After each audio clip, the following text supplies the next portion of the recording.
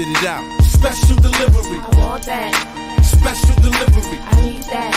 Special delivery. Can I have that? Special delivery. Special delivery. I want that. Special delivery. I need that. Special delivery. Can I have that? Special delivery. Good evening, good evening, good evening. Welcome to another episode of the Special Delivery. I am your host, Will Hanna, and we're going to talk about some very interesting topics today.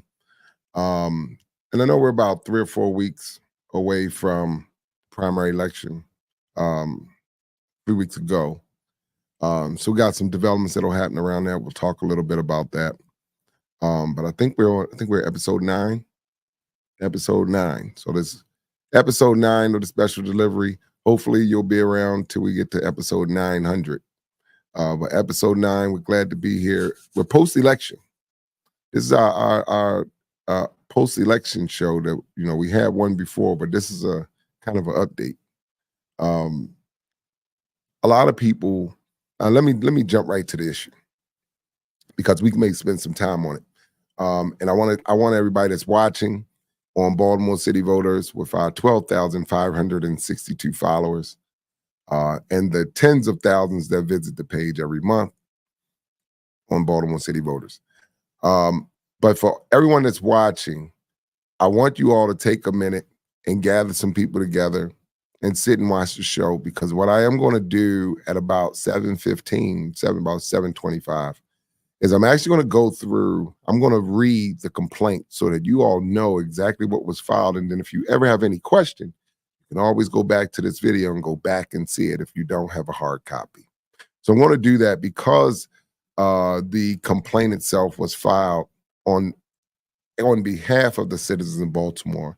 Then I want to be able to do that reading here on Baltimore City Voters. Makes sense to me since the impact was to Baltimore City voters. So I hope everyone enjoyed their week. I want to thank my super producer, Desmond Stinney. As always, love the production. And I also got to thank my background, my beloved Park Heights.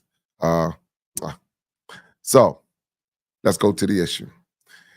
In this primary election, May 14th, this primary election, there were several things that people could say was wrong with the election. A lot of people complained about other things. A lot of people complained about polling locations not opening on time and all of the very valid issues. But the fundamental reason for the election is so that every vote can be counted. Now, let's go back a little bit. I'm going to take y'all back about 4 years. And we had an election that was right around COVID. And I recall when people got their mail-in ballot. They got their ballot, and that was the ballot they were able to send in mail, and their vote would count. Now, this past election, same scenario, but it's post-COVID, allegedly. Depending on what you believe, but post-COVID.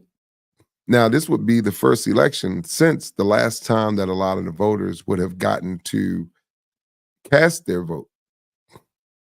So when you get a ballot that looks like the same ballot you got last time you voted, and when you get a ballot that says official ballot on it, and when you get a ballot that says return service requested, and when you get a ballot that doesn't have the word sample on it anywhere, and you get a ballot that says specimen. Now, all of those things can be interpreted various ways, I guess. But there was a very simple determination that was made by the Board of Elections, and they chose to disqualify people that sent those ballots in. So let's say what happened. People were mailed out a ballot that was to show them who were the people that were running for office. That would have been a normal sample ballot. but not in Baltimore City. So there was no sample ballot. People thought that this was their official ballot. Now, if 10 people had made that mistake or 50 people had made that mistake, we could have said, you know what, this maybe it's just, something we need to do better at. But when they are admittedly hundreds, and this was on the second day of early voting, when there are hundreds, admittedly, this is by Sherrod Barnes at the Board of Elections, told me personally, so I'm not giving y'all second, third, fourth hand information. There were hundreds of these ballots that look like real ballots, but they were sample ballots. Now, for clarity, let me say this. In order for you to have gotten a mail-in ballot, you would have had to have requested a mail-in ballot. If you didn't request a mail-in ballot and the ballot you got was the one you got sent in the mail and you sent that ballot in, check to see if your vote was counted. You can go to the Board of Elections website and you can check to see if your vote was counted. You can literally put in your information and see. It'll give you the status of your vote. So what I did in a blanket statement was to tell everyone that if you did a mail-in ballot, check to see if your vote was counted. Even if you think you sent the right one, check to see if your vote was counted. Now, we've heard from, admittedly, from hundreds of these that may have happened, and all the way up to thousands. And I won't get into any numbers we don't know, which leads to the basis of the following. We don't know if there were hundreds or if there were thousands. But here's what we do know. That some of the races, particularly in Baltimore City, were so close that if it was dozens, it would have mattered. If it was dozens. These were hundreds. You had one vote, one race was decided by about 46 votes in 11. You had another race in 8. I think it was decided by a couple hundred votes, 100-some votes. You had another race in 12. Is that 12? Yeah, 12. Decided by less than 400 votes. On and on. So if there were hundreds, these things mattered. If there were hundreds. We know there were more than hundreds. I'll get to that part. But we know there are more than hundreds. So hundreds. Let's say there were 1,000. If 1,000 people's votes didn't count, is that not based on what is the threshold? Is 5,000? Y'all wait till it's 5,000 people whose votes don't count till you do something? You gotta wait till it's 1,000? Is it 10,000 people's votes don't count? What's the threshold? My estimation is that if it's 5 people, if it's one person whose vote doesn't count because of something that was done inadequately. That's the word I'll use. Inadequately. I'll say the instructions from the Board of Elections were inadequate. Inadequate. So in this, I can make my official call for Armstead Jones to resign. I'll say that here on these airwaves. But I don't think anyone's gonna, not a lot of people are gonna go against that unless you just constantly been on the winning side. But then we know that there's some other stuff at play. The other thing is that in filing this complaint against the Baltimore City Board of Elections, as well as the State Board of Elections, in filing this complaint, I had people ask me, well, why? The question is, why not? The question is, why did it have to take me? I'm just a regular old citizen that just come on and talk to y'all every Tuesday.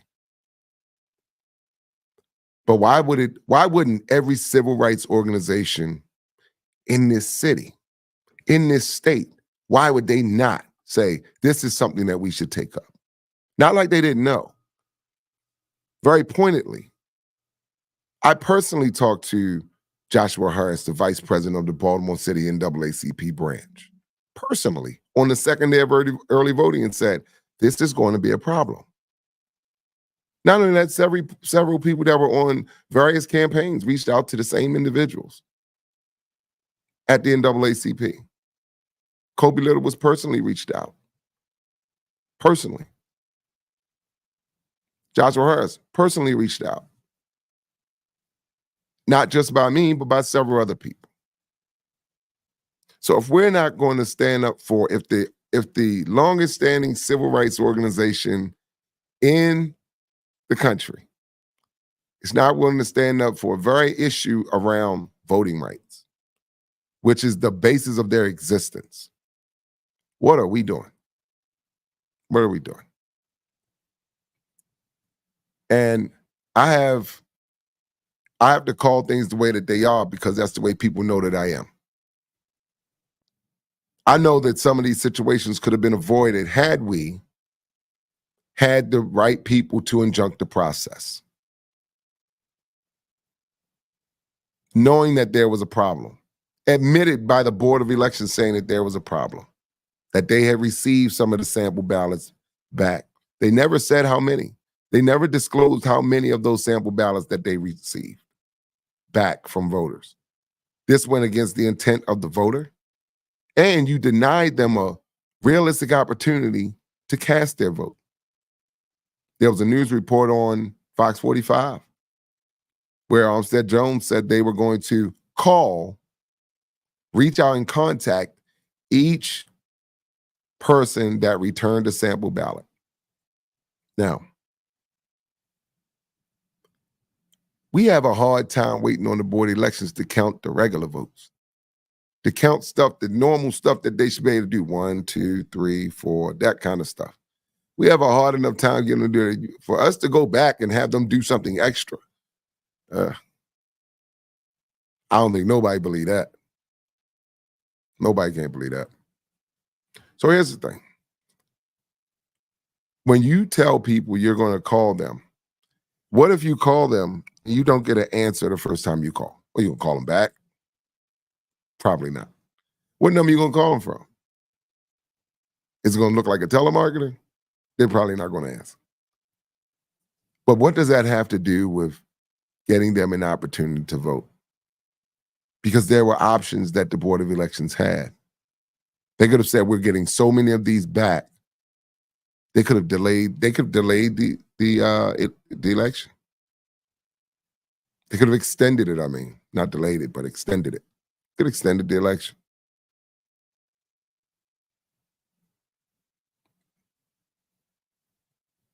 And like I said, I'm going to read the complaint in its entirety because I want people to understand where this is. And this is not a perfect document, but it was something that we were hopeful. And I say we because there was never just an I in this process. That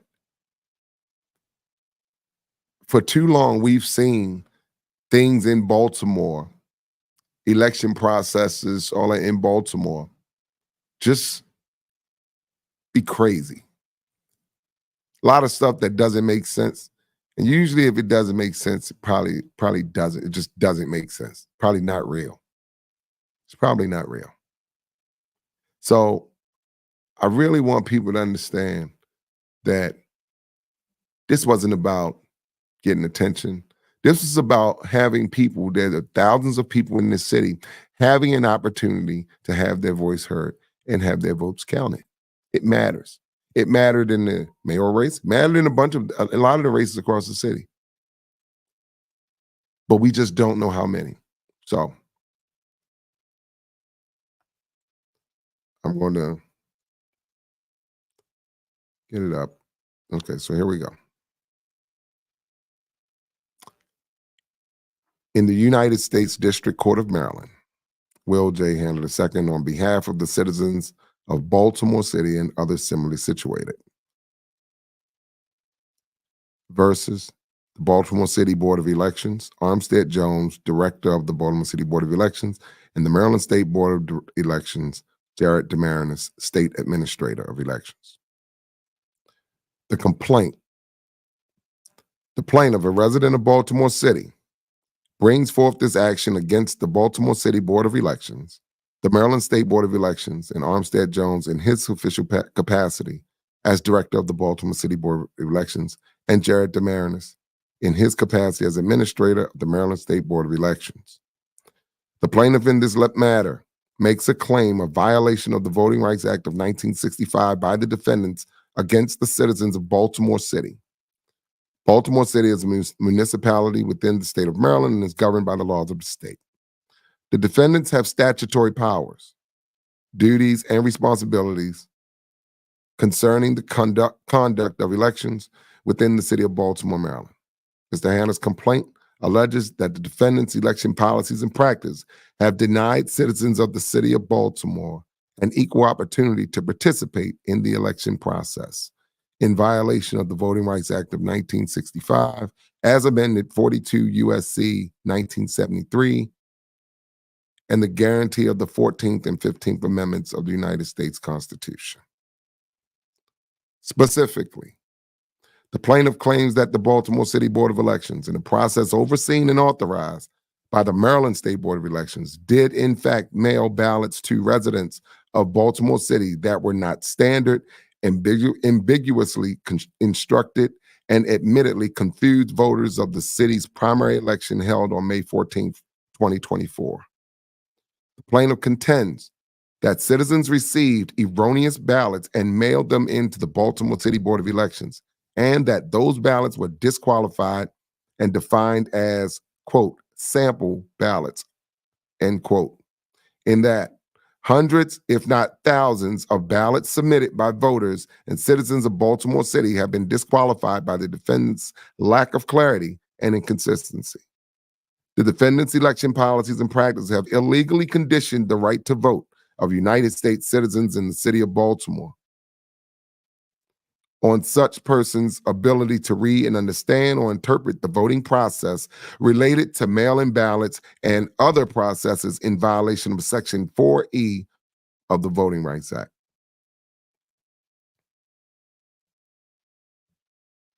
The case.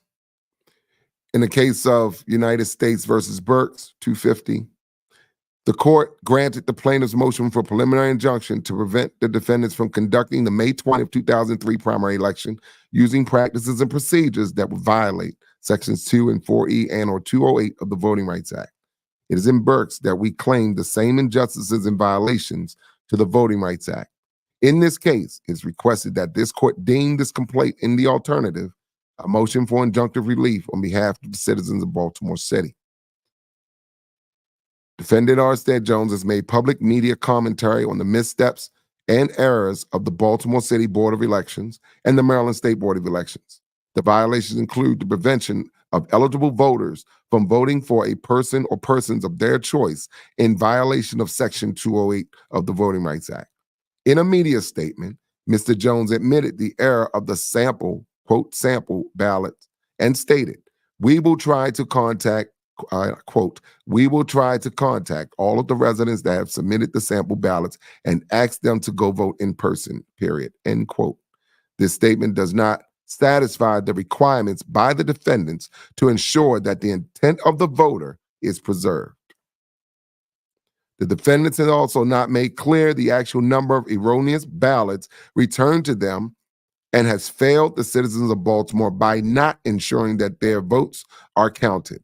In addition, in accordance with Section 208 of the Voting Rights Act, in that the defendants received ample notice to rectify the problem, but failed to act responsibly.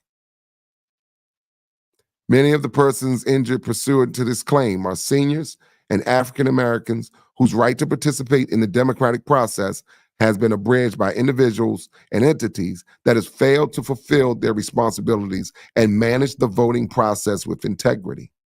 Even when notified, the defendants failed to intervene swiftly to mitigate additional harm.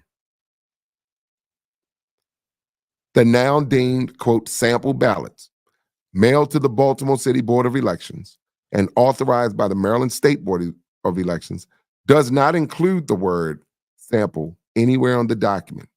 The ballots are also embossed at the head of the document, official ballot.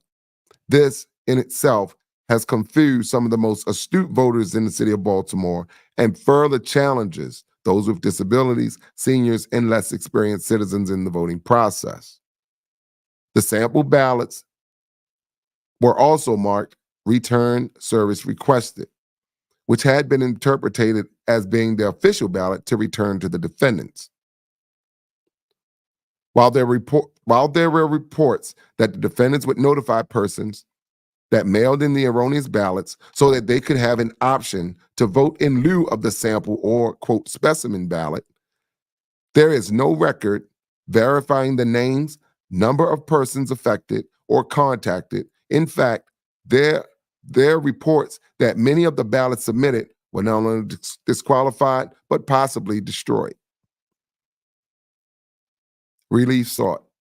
It is the plaintiff's intent to ensure that all of the citizens of Baltimore's votes are counted in accordance with the provisions of the Voting Rights Act of 1965, and that the remedy sought is for injection of the certification of the May 14 primary election in order that a new election be held, so that there is assurance that all the citizens of Baltimore's votes are counted. It is also sought by the plaintiff, in the interest of disclosure and transparency, that the defendants provide an accurate accounting of the number of disqualified ballots received leading up to and during the primary election held on May 14, 2024, and all other relief deemed by this court. Submitted, Will Hanna. So that was the entire complaint. And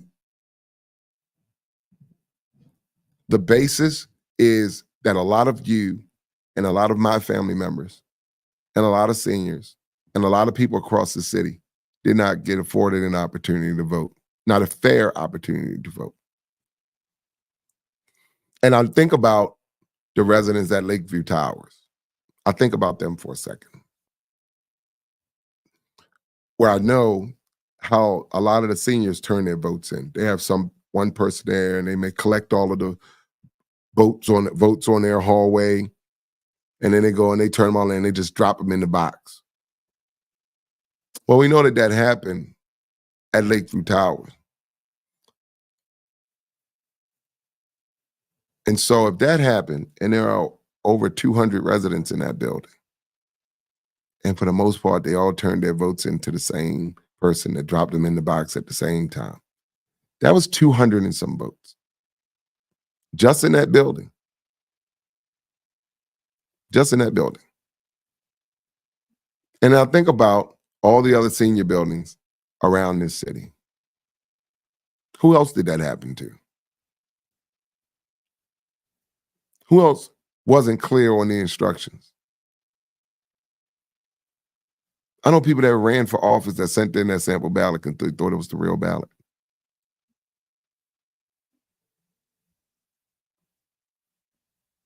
So people have to have, if it was your vote, you'd want it to count, especially if it was taken in a manner that wasn't clear to you, that the Board of Elections knew wasn't clear to you, and still went on with the vote. Not that it didn't make a difference, because a lot of the races, as I would said earlier in the show, a lot of the races were very close. Eric Costello lost by 46 votes. So when they say your vote doesn't matter, it does. We have to ensure that.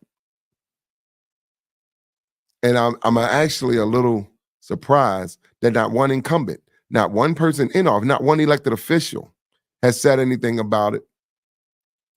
Because regardless of the outcome of the election, these are still your constituents.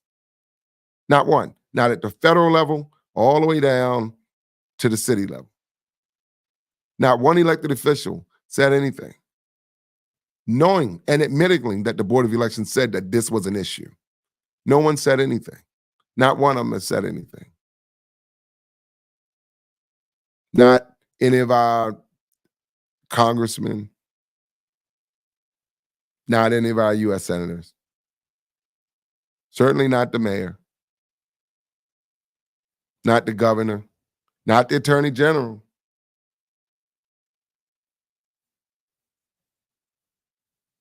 Nobody said a word about it. Maybe it's because they all won, so it wasn't important to them. But what happened to fairness and to the voters?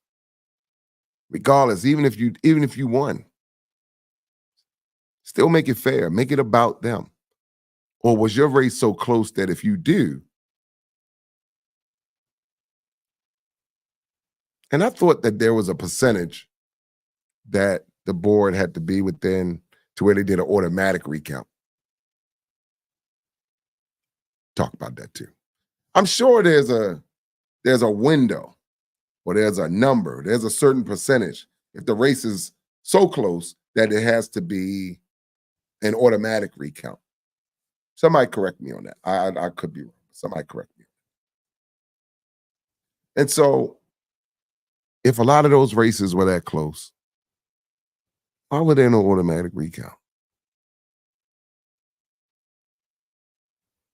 So what the Board of Elections wants us to believe is that they got all of the ballots from overseas, all the provisional ballots, all the military ballots, everybody's ballots, that they want us to believe that they got all of those in time and certified this election, even though they say it was a day late. It's kind of fast for Baltimore City. I'll tell y'all that. It's kind of fast for Baltimore City. But I think if they know that there's a problem and you do nothing about it, then you can exacerbate the problem. But a lot of people don't know. And I heard Armstead Jones come on TV and say, well, if there was a problem with their vote, they could have called the Board of Elections. Well, how would they have known there was a problem with their vote if you didn't call them and tell them that there was a problem with their vote because they sent in the ballot that you sent them?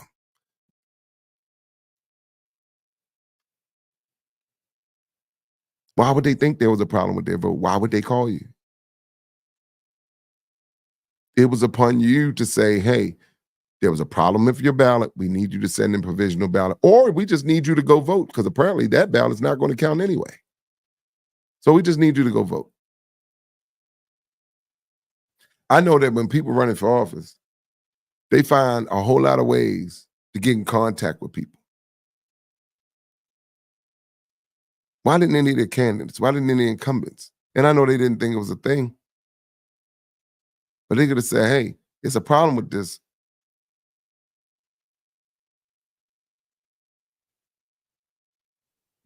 Nobody challenged the election. Not one candidate challenged the election. That was also what prompted us to have to kind of move prudently. So I'm not asking anybody, if you sent in a mail-in ballot, because as this case goes forward, and it will go forward, and there will be other people that will join the complaint as we amend it going forward. If you sent in a mail-in ballot and you go in the system and you check to go in the system first and see if your ballot is counted. If it's not, send me a message, call me directly, send me a text, 443-615-0549, 443-615-0549. You want to reach me directly. If you sent in a mail-in ballot, or you can email me at hmgceo@gmail.com. hmgceo@gmail.com. My number again, 443-615-0549. If you sent in a mail-in ballot, go in the system and check to see, or if you don't know, if you want us to send you, we can send you the link so that you can check it. All of that, any of those things. If you're not sure if your vote was counted, if you want to check and see if your vote was counted, scroll down on the page on Baltimore City Voters, put a message there, leave a note there, or send us an inbox, and that way we send us a DM, or put your notes in the underneath the show, and then we can see it, give us something to address.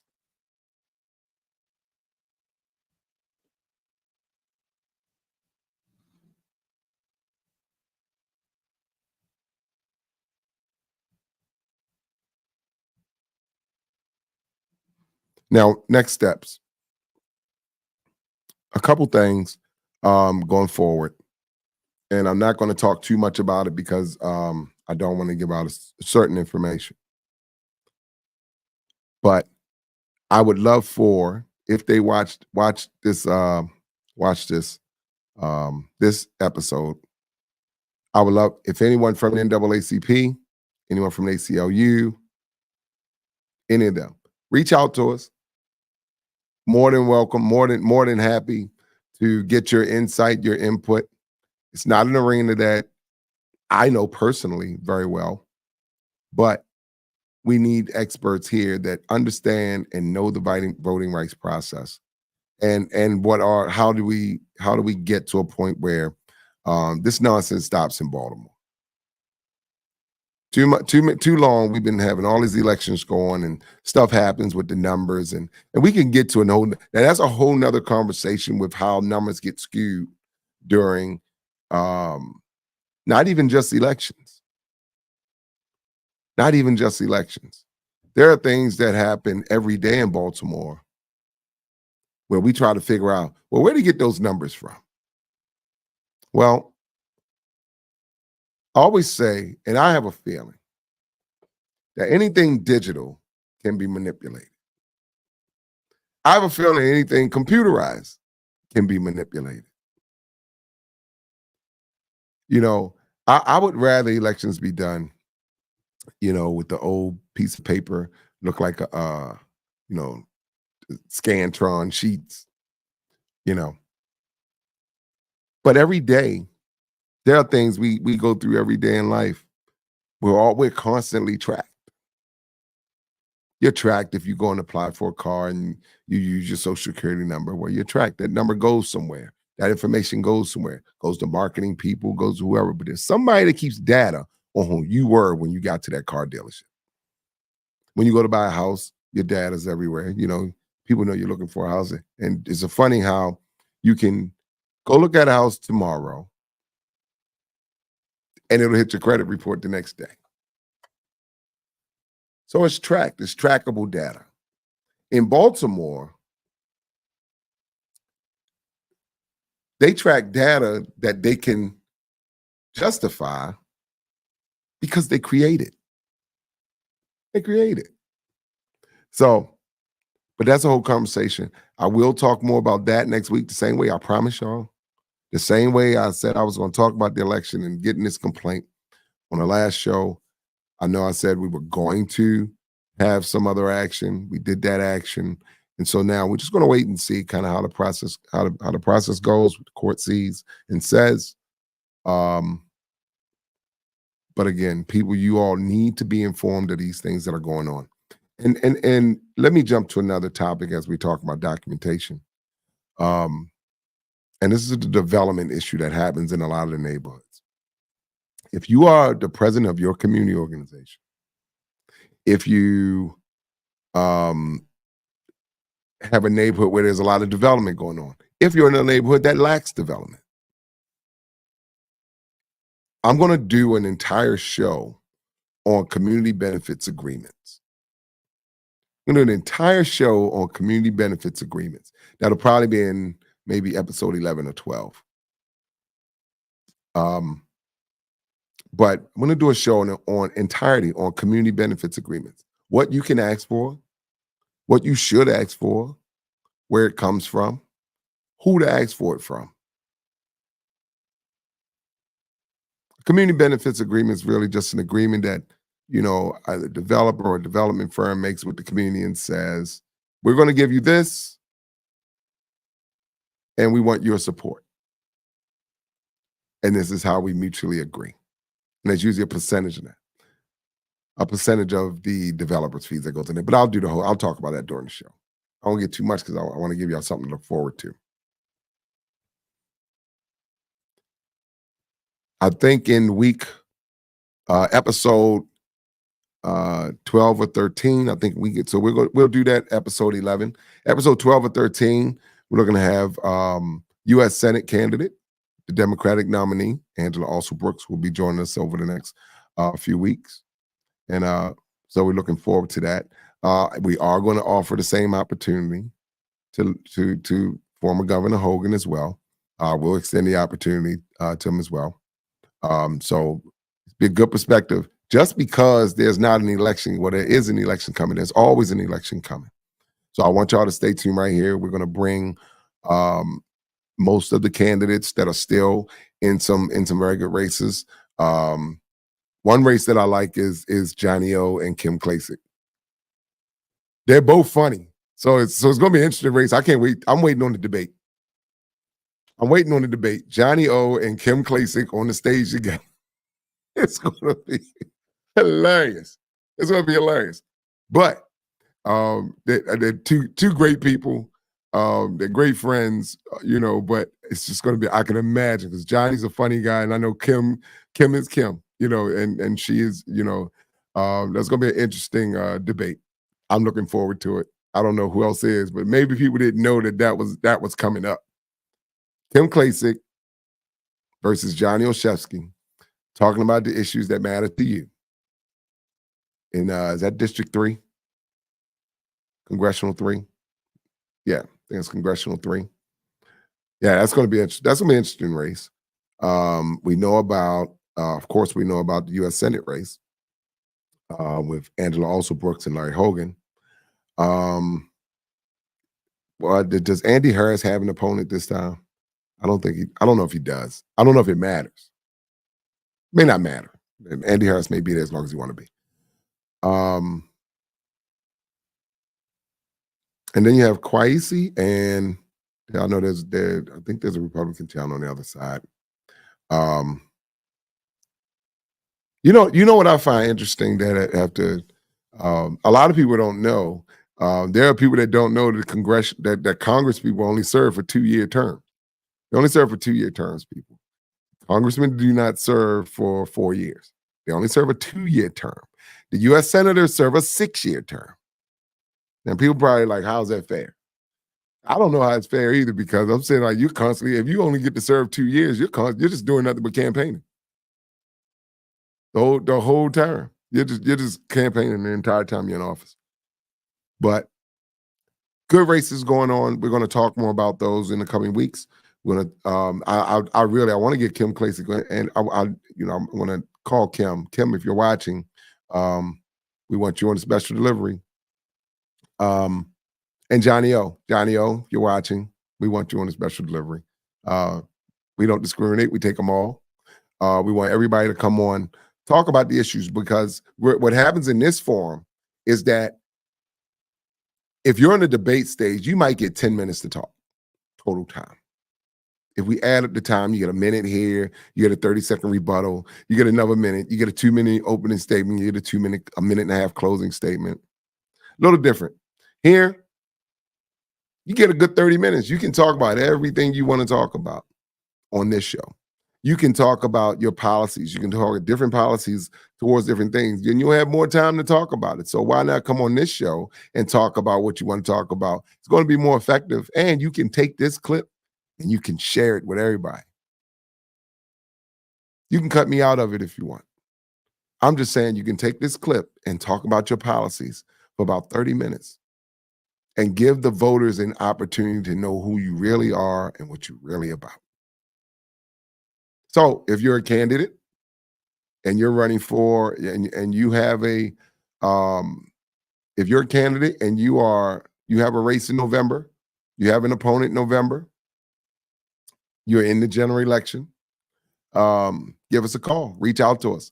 I'd love to have you on. We'd love to interview you, let the voters get to see you. Our 12,562 followers and our 40 to 50,000 viewers every month. So as we close out, week 9, episode 9, not week 9, it's episode 9 of the special delivery. I want you all to take care of yourselves. There are a lot of people that's going to tell you some things that may or may not be true. Look up everything. Everything in a word that I created, I think, is Googleable. Everything's Googleable. Pull it up. Look it up. Don't believe what people tell you. Don't even believe what I tell you. Look it up, because I ain't going to tell you nothing wrong. And the one thing, no matter what people say about me over the years, they never said I lied. Love y'all. Baltimore, have a great week. This has been week week 9, episode 9 of Special Delivery. I'm your host, Will Hanna. We will see y'all next week. Spit it out. Special delivery. I want that. Special delivery. I need that. Special delivery. Can I have that? Special delivery.